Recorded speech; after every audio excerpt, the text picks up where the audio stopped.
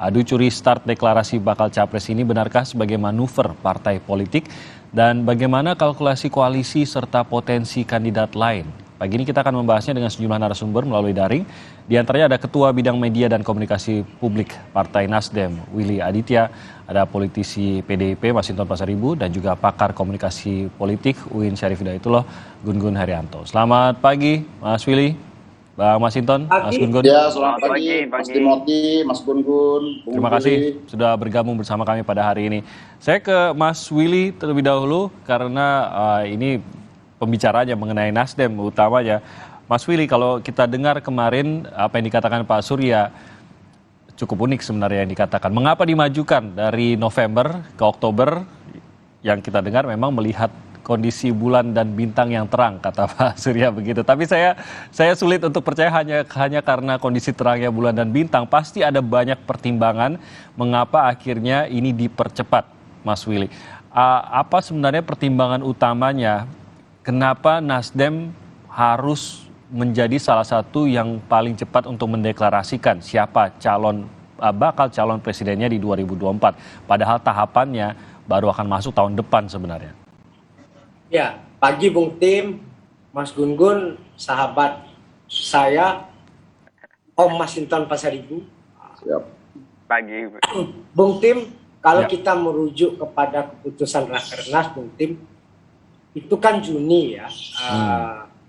Di dalam forum Rakernas itu dikatakan sebagai sebuah time schedule kurang lebih 3 bulan setelah dideklarasikan 3 nama, Ketua Umum diminta untuk mengumumkan 1 nama. Jadi itu masih di dalam jadwal Bung Tim bagaimana proses pengumuman ini. Nah, memang ini kan di politik itu butuh elemen of surprise Bung Tim. Nah, inilah bagian dari elemen of surprise yang kami berikan kepada publik ya.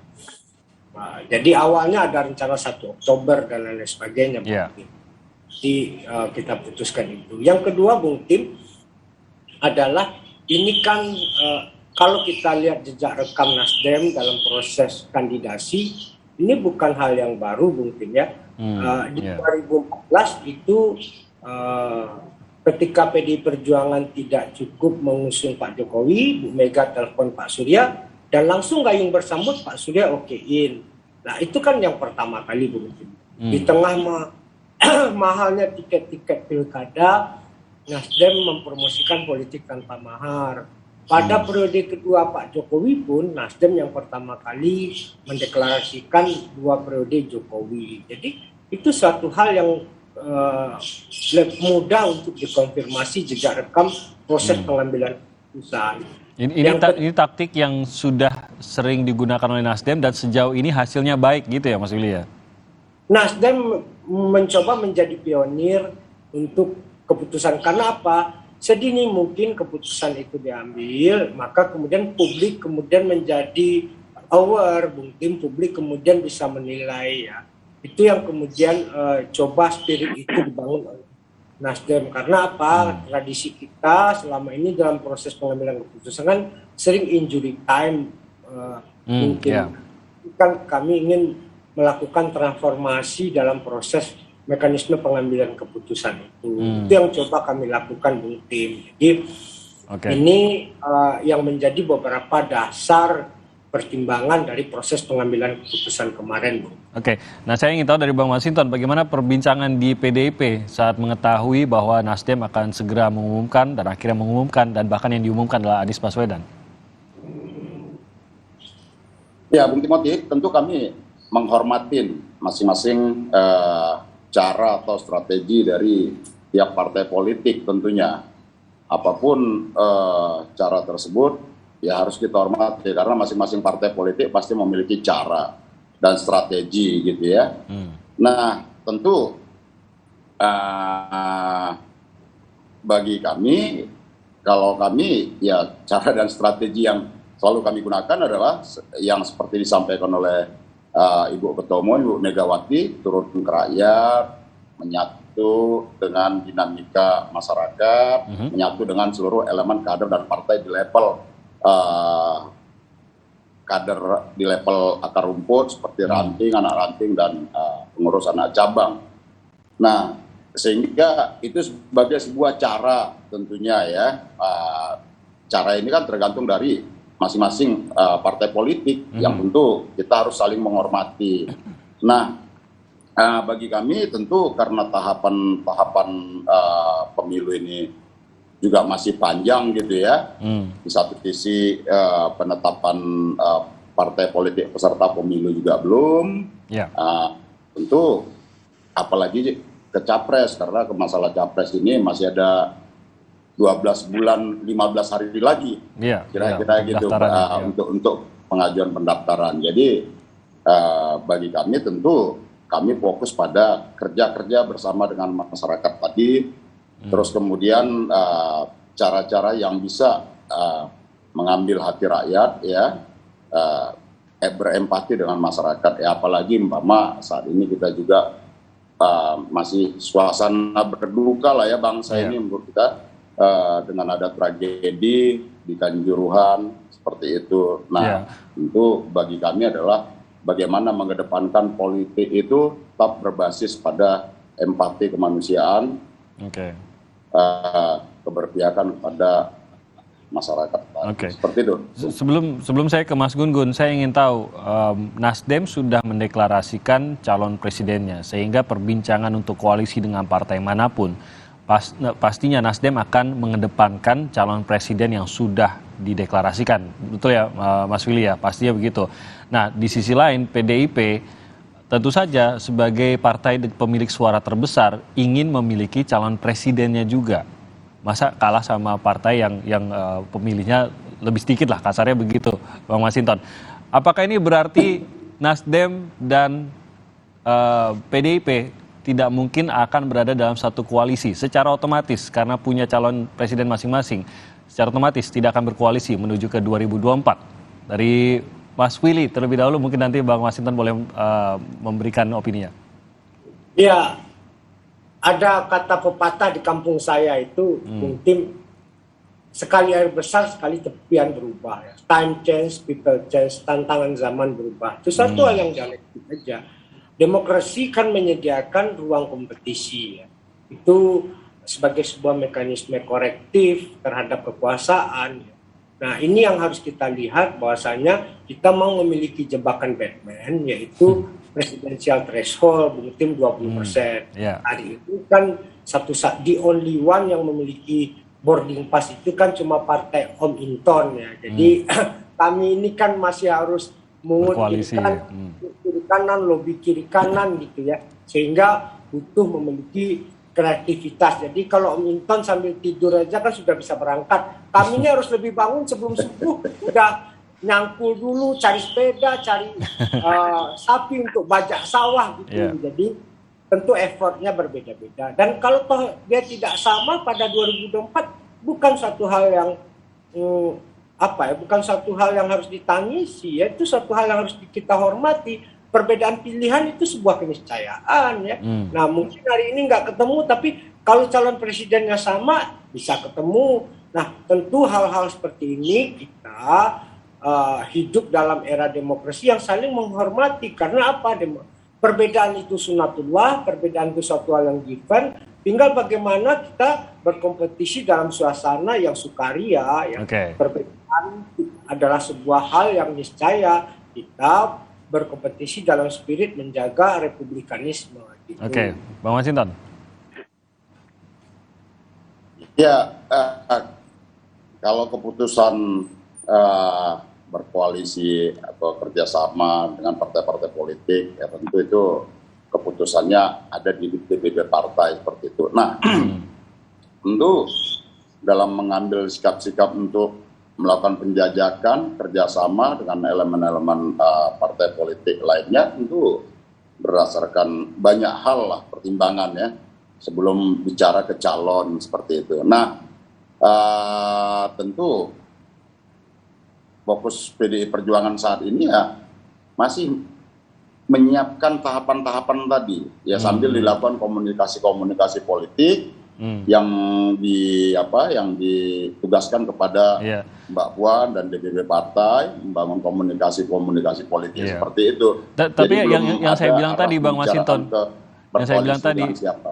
karena calon Ya. presidennya sudah jelas, PDIP juga pasti jelas mengajukan, otomatis berarti PDIP juga memahami tampaknya tidak mungkin lagi berkoalisi di 2024 dengan Nasdem.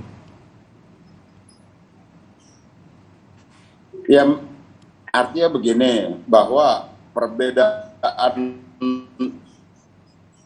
calon itu kan bukan berarti kita. Nah, PDI Perjuangan kan belum memutuskan siapa calon presidennya, ya. Nah, artinya ya dengan dengan kalau calonnya berbeda kan nggak mungkin juga bisa jalan bareng. Iya, iya. Seperti itu, tapi bukan berarti perbedaan tadi dimaknai bahwa kita nggak akan bisa bekerja sama. Oke. Artinya kan tidak seperti itu. Dalam konteks kebangsaan ya harus tetap kita bisa bekerja sama. Namun kalau dalam masing-masing umpama katakan calonnya berbeda, ya tentu masing-masing punya strategi masing-masing. Seperti itulah. Baik. Bung. Makasih Bang Masinton. Saya ke Mas Gun, pengumuman yang bisa dikatakan termasuk yang cepat juga ini yang diumumkan oleh Nasdem. Apa sih sebenarnya dampak utamanya yang Anda lihat dalam langkah-langkah ke depan menuju ke pemilu nanti ataupun pendaftaran pemilu nanti, terutama dalam pembentukan koalisi? Apa dampak pengumuman kemarin, apa dampak pemilihan Anies Baswedan dalam pengumuman kemarin ke politik kita ke depan? Terutama kalau kita melihat pergerakan partai-partai, Mas Gun. Menurut saya ada dua dampak ya. Pertama, dampak untuk elit partai politik ini bisa mendinamisasi proses komunikasi politik lebih intens. Karena Nasdem dengan dibukanya kartu oleh Partai Nasdem dengan mendeklarasikan Pak Anies Baswedan sebagai capres, ini tentu akan menjadi stimulus dan itu akan direspon juga oleh kekuatan partai-partai lain.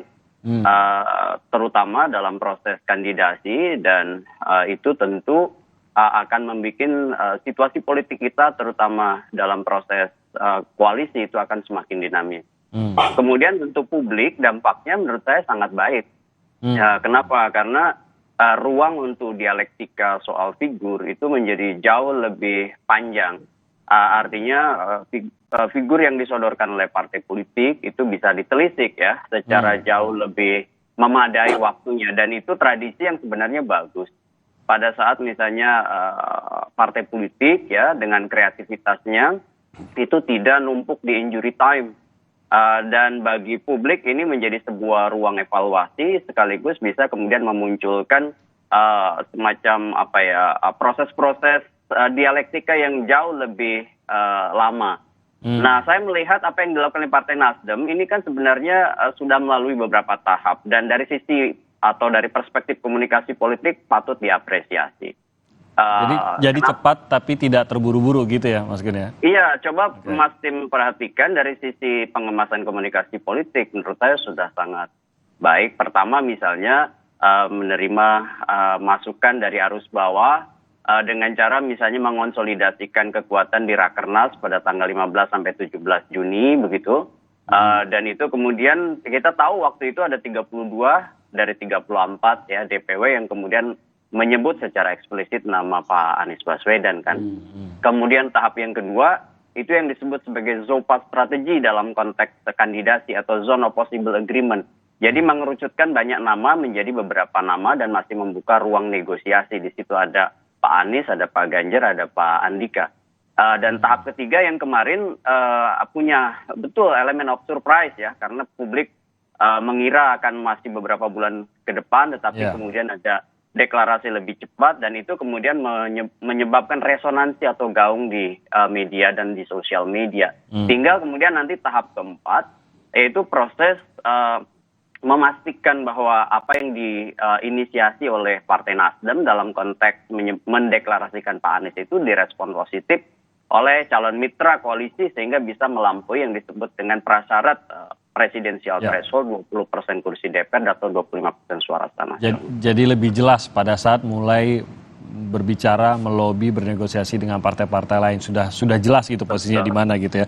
Nah, kalau awal seperti ini dan kita tahu juga ada beberapa partai lain yang juga sudah menyatakan akan mengusung siapa. Tapi kan pada dasarnya pendaftaran seperti kata Bang Masinton tadi sebenarnya masih 1 tahun plus 15 hari lagi begitu pendaftaran itu yang benar-benar akan mengukuhkan siapa yang dicalonkan. Apakah Anda percaya bahwa semua partai yang berkomit yang sudah mengumumkan ini akan komit pada nama yang diajukankah atau Anda melihat masih ada ruang gerak bukan hanya di Nasdem saja tapi di partai-partai lain yang juga sudah mengumumkan siapa bakal calon presidennya? Kalau untuk Nasdem, kita lihat misalnya historis pencapresan sejak 2 pemilu belakangan yang sudah dilalui, itu nampak bahwa Nasdem pada saat sudah mengumumkan itu memiliki semacam komitmen untuk merealisasikan apa yang sudah dideklarasikan. Dan ini menurut saya kita bisa lihat misalnya di 2014 dan kita bisa lihat di 2019 dan itu juga akan sangat buruk bagi Partai Nasdem ataupun partai lain ketika sudah mendeklarasikan kemudian menarik ulang misalnya nama yang sudah dideklarasikan itu selain bisa masuk kategori kebohongan publik gitu ya, itu juga dari sisi komunikasi politik itu membuat public trust yang pasti akan menurun ke partai yang bersangkutan, Mas Tim. Dan saya lihat memang tradisi untuk mendeklarasikan dengan komitmen ya, tentu setiap partai punya kreativitas dan punya strategi, bicara timing, bicara soal skema pemenangan, bicara soal misalnya elemen-elemen kekuasaan di masa mendatang, itu sudah pasti dalam hitungan partai politik menjadi sebuah hitungan yang akan dikelola dengan caranya masing-masing. Seperti misalnya partainya Pak Masinton, ya wajar kalau kemudian karena sudah yakin bisa mengusung, mungkin akan injury time ya. Karena kalau kemarin-kemarin begini Mas Tim, kita melihat bahwa game changer itu hanya ada di sosok Bu Mega, ya kan?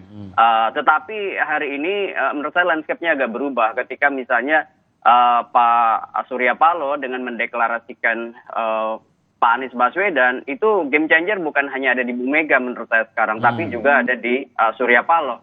Tinggal nanti center of gravity ini ya, pusat kreativitas politik ini, itu gravitasi politik ini kemudian bisa dikelola dengan baik oleh Partai Nasdem. Kenapa? Karena kalau misalnya terlalu ego sektoral, misalnya Partai Nasdem karena merasa sudah punya capres, kemudian keengganan berkomunikasi politik dengan mitra, atau melambannya komunikasi politik, atau misalnya ada strategi politik dari partai lain yang jauh lebih berpengaruh, itu tentu berpotensi juga ditinggalkan gerbongnya. Makanya kemudian intensitas itulah yang akan dilakukan menurut saya oleh Partai Nasdem. Oke. Apakah ini menjadi semacam tanda kutip tekanan atau pressure juga bagi partai lain yang tidak mau ketinggalan? Karena nanti waktunya berarti lebih banyak bagi mereka yang sudah mengumumkan dibandingkan mereka yang mengumumkan di injury time. Otomatis mata menuju ke partai dengan suara terbesar, Bang Masinton. PDIP kapan? Mungkin itu pertanyaannya. Kita akan bahas usai jeda berikut ini. Tetap bersama kami di Sapa Indonesia Pagi.